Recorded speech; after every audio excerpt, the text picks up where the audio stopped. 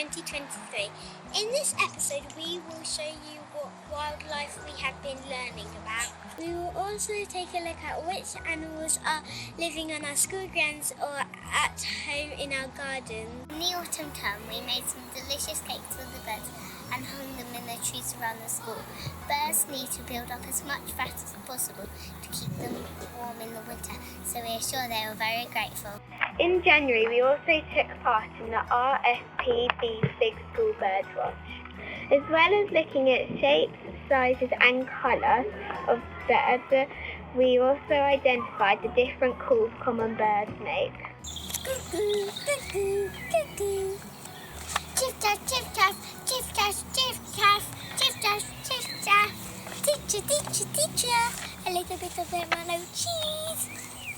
A little bit of bread but no cheese. A little bit of bread but no cheese. Teacher, teacher, teacher. Chiff-chaff, chiff-chaff, chiff-chaff, chiff-chaff, chiff-chaff, chiff-chaff, chiff-chaff, chiff-chaff. It turns out the most common bird we saw is wood pigeons. We spotted at least 49 of them. Here is a pie chart to show how many we spotted.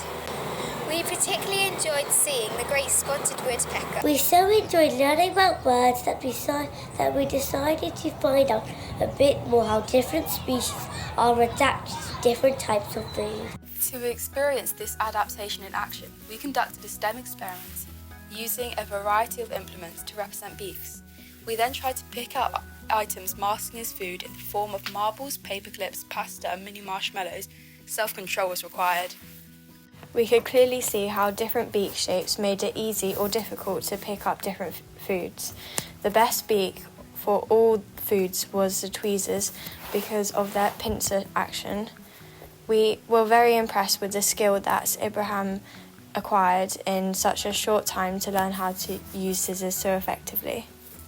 Last year and again this year, we made lots of nest boxes using our DT skills, especially our hamming skills, and put them up around the school.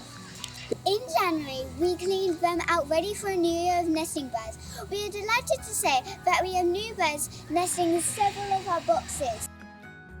Look what we've discovered. This is a live view of our birds box with 6 babies and a mother feeding. And what type of bird are they? Grey tits.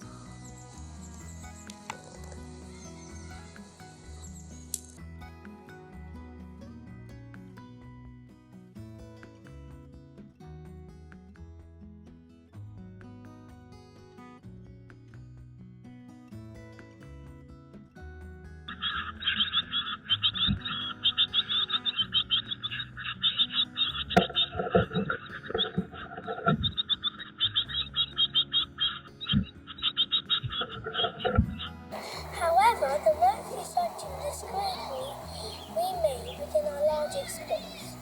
Remember this was from last year? Look, you moved in early on this year.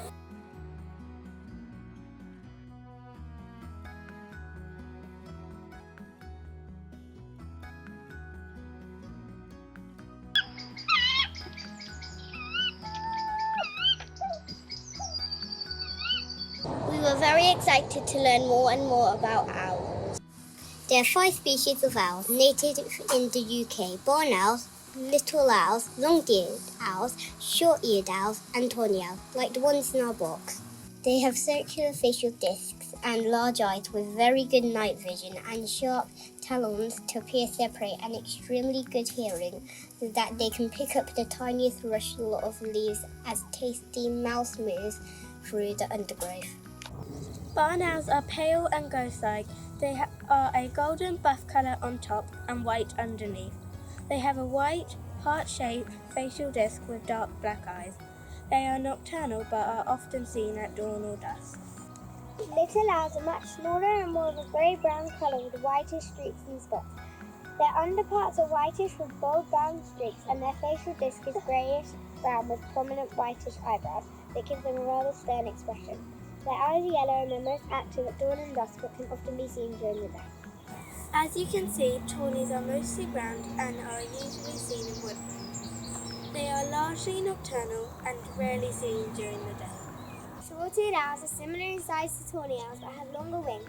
The upper parts are mostly yellowish brown with darker streaks, whilst the underparts are paler yellow with dark streaks on the breast.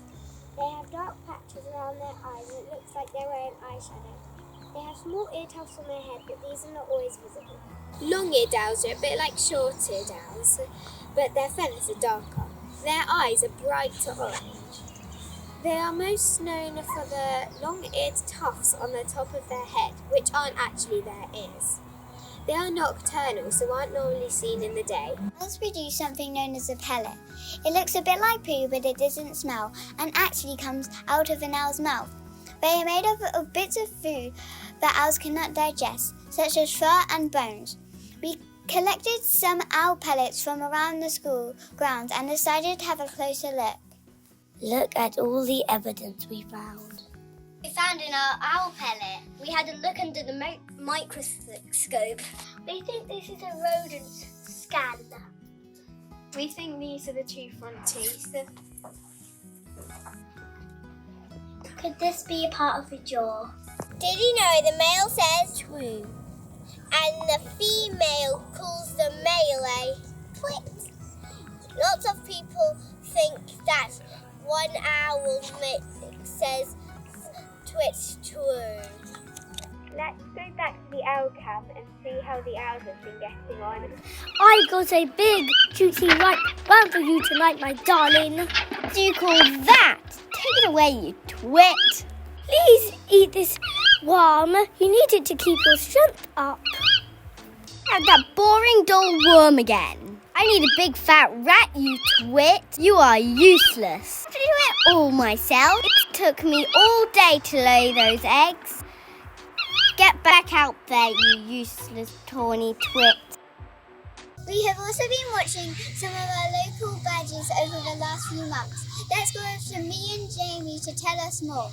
Here you can see what the badgers have been up to over the last few weeks. Badger's home is called a set, and badgers like to live in family groups. Here you can see them making their set more cozy by bringing in leaves to use as bedding, hoping this would mean that they are preparing for cubs. Cubs are normally born in February, but we didn't know for sure if this family had cubs until we saw this. In the next episode, we hope to be able to show you the cubs emerging from their set. This usually happens in the late April or early May. Badgers only have one litter of cubs per year. We were very interested to hear the variety of strange sounds that the badgers make. None of us had ever heard this before. Vocalization seemed to play an important role in communication. Badgers are bigger than we thought. They can weigh up to 18 kilograms, meaning they are a match for any fox. Badgers are omnivores, meaning they eat both plants and meat. Do you know a badger sense of smell is 800 times better than ours? Badgers spend up to 70% of their time underground, which is why most of us rarely see badgers in the wild. And that's all from us today. Remember that you can do lots of things at home to help nature.